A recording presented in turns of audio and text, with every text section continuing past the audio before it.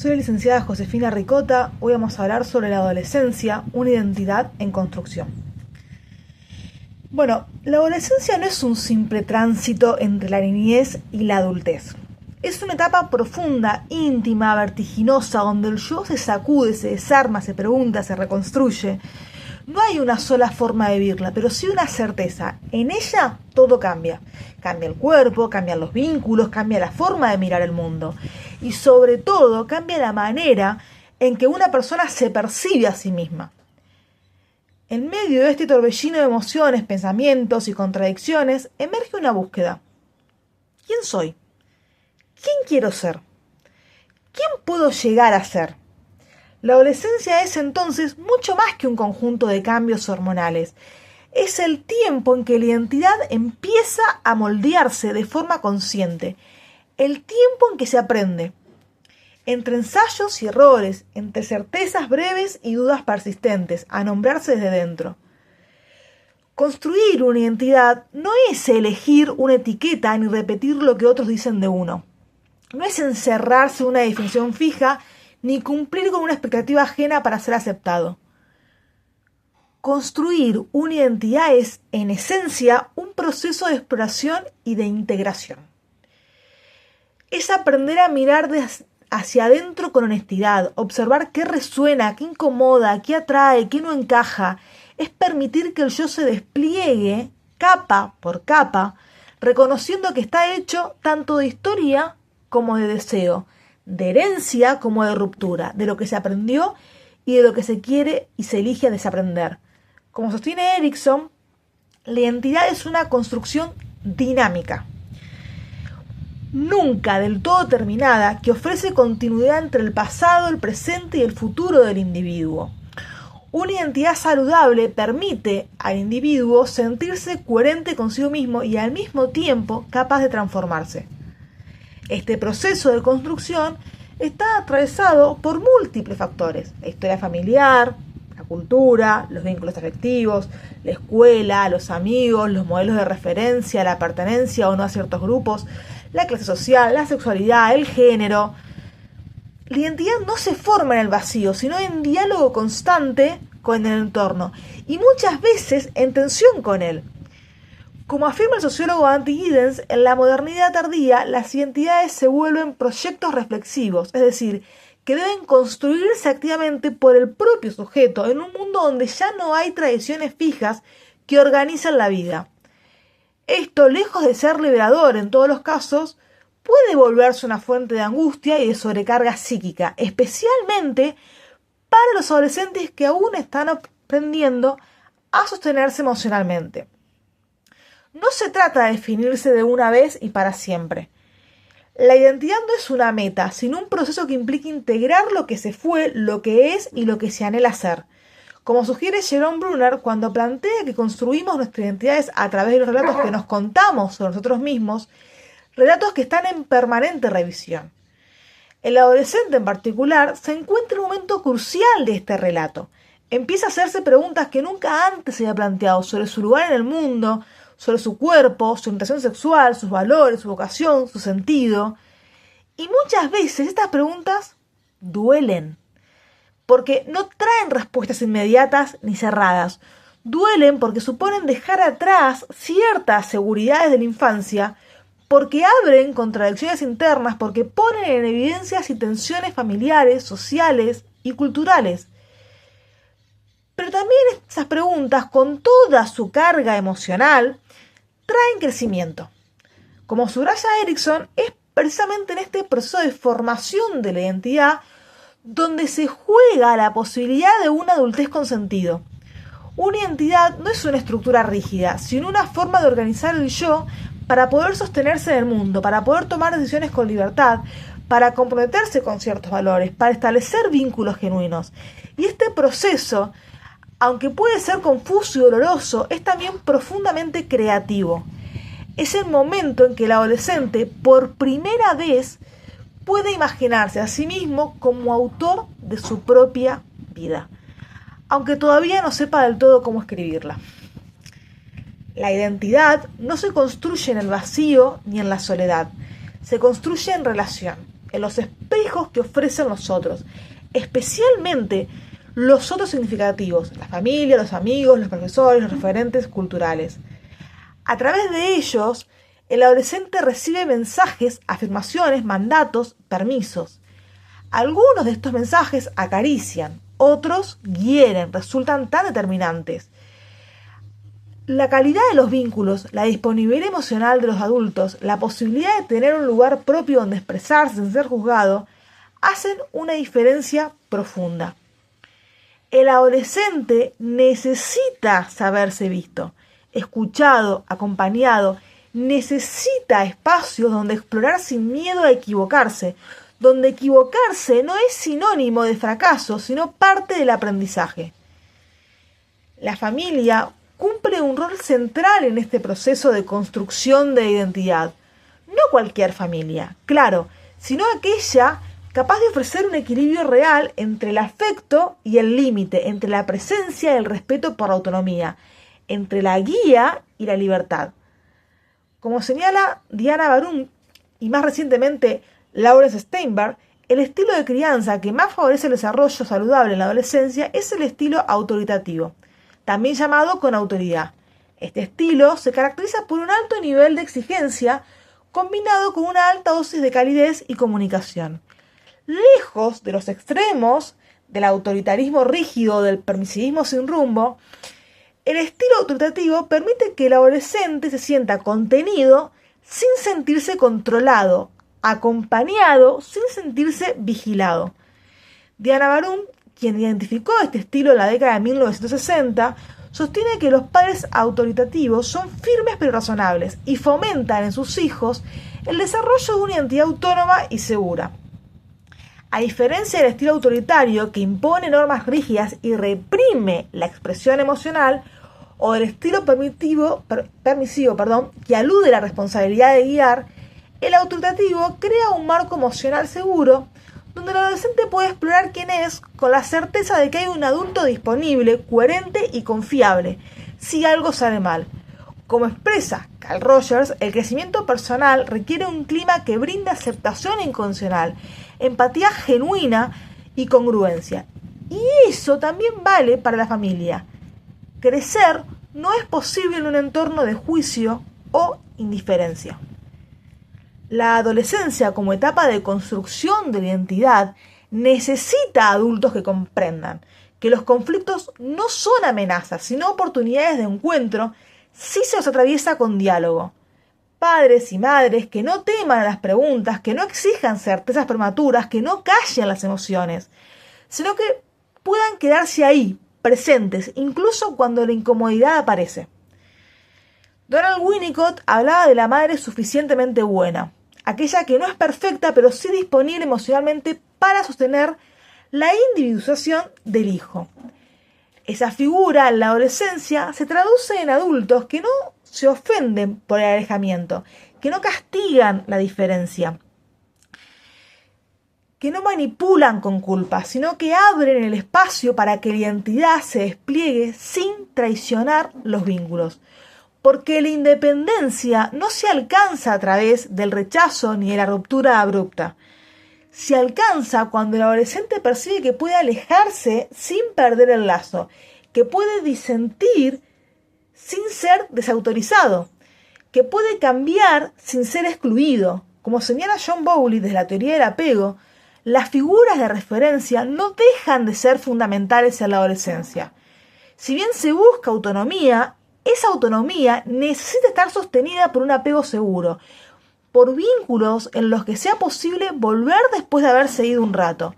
En otras palabras, para poder explorar el mundo y tomar decisiones, el adolescente necesita saber que no será juzgado por volver herido, confundido o cambiado. Cuando los vínculos son firmes, pero flexibles, cuando hay afecto sin asfixia y normas sin rigidez, el adolescente encuentra un territorio fértil para probarse a sí mismo. Y no solo eso, aprende también a construir vínculos similares fuera del hogar, porque los modelos de relación internalizados en la familia se proyectan en amistades, vínculos amorosos, relaciones laborales. Así, una crianza basada en el respeto mutuo no solo fortalece la identidad del adolescente, sino que también siembra las bases de una adultez empática, autónoma y comprometida. En este camino complejo y cambiante de construcción identitaria, los grupos de pares ocupan un lugar decisivo. Son mucho más que compañías ocasionales o vínculos afectivos pasajeros. Se convierten en escenarios fundamentales donde el adolescente ensaya, prueba, imita, cuestiona y elige. Amistades, grupos escolares, bandas juveniles, comunidades virtuales, todos ofrecen espacios simbólicos de pertenencia en los que se juega, muchas veces sin que el joven lo note, su forma de estar en el mundo. Según Uri Bromner y su teoría ecológica del desarrollo, el microsistema del adolescente, formado por la familia, la escuela y los amigos, actúa directamente sobre su personalidad. Y los pares adquieren un protagonismo creciente a medida que se avanza hacia la autonomía. Es en este contexto de iguales donde se construye una parte clave del yo a través de la comparación social, el reconocimiento y el contraste. Los grupos de pares no solo reflejan expectativas externas, sino que invitan a los adolescentes a explorar sus propios límites y posibilidades. En el juego de afinidades, tensiones y pertenencias, descubren qué los atrae, qué los incomoda, qué los representa y qué los aleja. Como plantea Judith Rich Harris en El mito de la crianza, los amigos no solo influyen, sino que moldean activamente comportamientos, creencias y modos de ser que la familia muchas veces no logra tocar. Aunque su planteo ha sido debatido, su insistencia en el peso de los padres subraya una verdadera crucial. El adolescente necesita salir del hogar simbólicamente para poder encontrarse a sí mismo, entre otros. Pero esta influencia, si no es acompañada con herramientas críticas, también puede convertirse en un riesgo.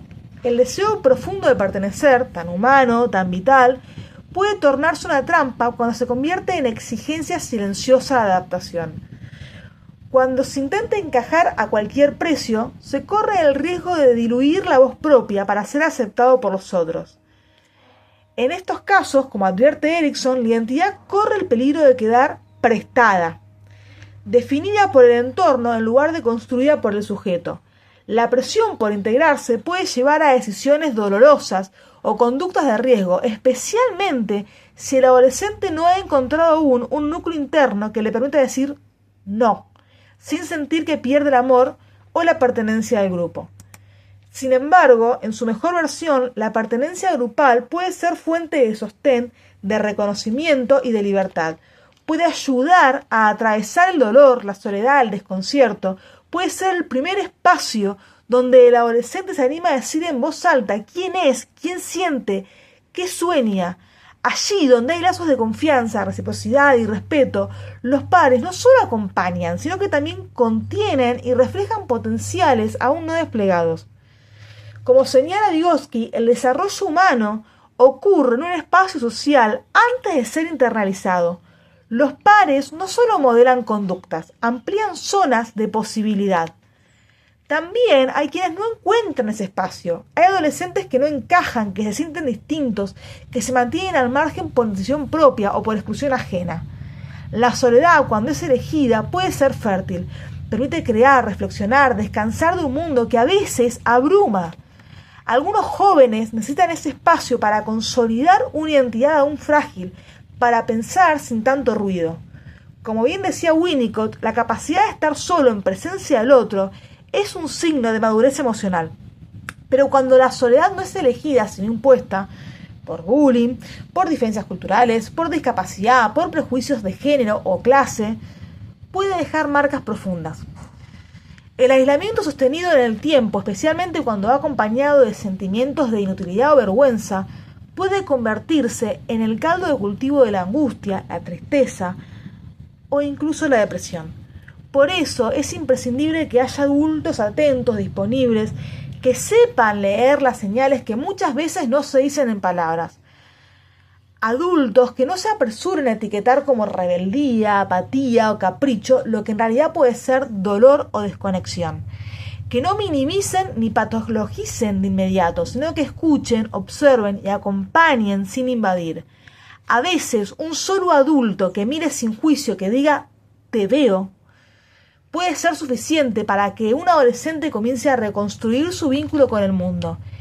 El acompañamiento genuino no siempre quiere respuestas, pero si una presencia sostenida, una disponibilidad afectiva que diga sin palabras, acá podés ser vos, sin tener que defenderte todo el tiempo. La identidad adolescente se construye en la atención, en ese vaivén constante entre lo que se hereda y lo que se elige, entre los mandatos familiares y las voces propias, entre el deseo de pertenecer y la necesidad de diferenciarse. No es un trayecto lineal ni se alcanza de una vez y para siempre. Es, como lo plantea Erikson, un proceso prolongado de autodefinición que ofrece continuidad entre el pasado, el presente y el futuro, y que permite al sujeto articular sus múltiples pertenencias en una narrativa que le dé sentido a su existencia. La identidad, en este sentido, es tanto una construcción interna como una respuesta a los contextos sociales en los que vivimos. Este proceso, lejos de ser tranquilo, es en gran medida incierto. Está hecho de idas y vueltas, de retrocesos necesarios, de momentos de claridad seguidos por etapas de confusión.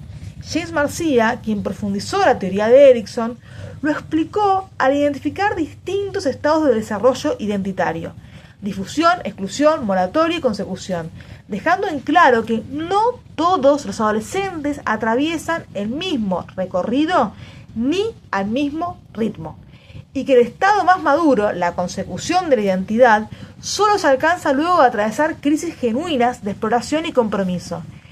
En este escenario, acompañar la construcción identitaria no significa decirle al adolescente qué debe ser, ni empujarlo a decidir antes de tiempo. Significa más bien sostener el proceso con respeto y confianza. Ofrecer un entorno donde se puedan hacer preguntas sin ser juzgado, donde se pueda ensayar sin miedo a equivocarse. Como señala Winnicott, los procesos de subjetivización requieren un ambiente suficientemente bueno, una red vincular que sin sofocar sostenga, que permita probar sin que el error implique pérdida de afecto del vínculo. La identidad, entendida desde una perspectiva narrativa como propone Jerome Bruner, se construye a través de los relatos que nos contamos sobre nosotros mismos, relatos que se modifican, se reformulan, se contradicen. En este sentido, lo que hoy aparece como contradicción, ambigüedad o inseguridad no es un signo de fracaso, sino parte natural del proceso del devenir. Es más, muchas veces es precisamente en esas grietas donde las certezas tambalean, donde surge la posibilidad de una identidad más genuina, menos impuesta, más coherente con el propio sentir. Por eso, confiar en el proceso del adolescente es también confiar en su capacidad de transformación. Aunque desde afuera parezca caótico, aunque desde la mirada adulta algunas búsquedas parezcan superficiales o inestables, es importante recordar que el caos también gesta sentido. Que las crisis, como ya lo indicaba Erikson, son momentos fértiles para el crecimiento. Que la construcción identitaria no es una línea recta, sino un mapa más en constante expansión. En última instancia, la tarea adulta no es apresurar ni controlar el proceso, sino sostener el tiempo de la pregunta. Crear condiciones donde la pregunta ¿quién soy? No sea vivida como una amenaza, sino como una posibilidad, donde el adolescente pueda experimentar, errar, reformularse y aún así sentirse digno de amor y pertenencia. Porque solo cuando esa seguridad está garantizada, el adolescente puede dejar de defenderse y comenzar verdaderamente a construirse. Como conclusión, puedo decirles que acompañar la adolescencia es en definitiva un acto de fe. Fe en el proceso, fe en la potencia del cambio, fe en que cada adolescente, si es sostenido con amor y respeto, podrá encontrarse consigo mismo. No para encajar en lo que el mundo espera, sino para crear un camino propio, donde el yo no sea una máscara, sino una expresión genuina de todo lo que es y todo lo que se está llegando a hacer.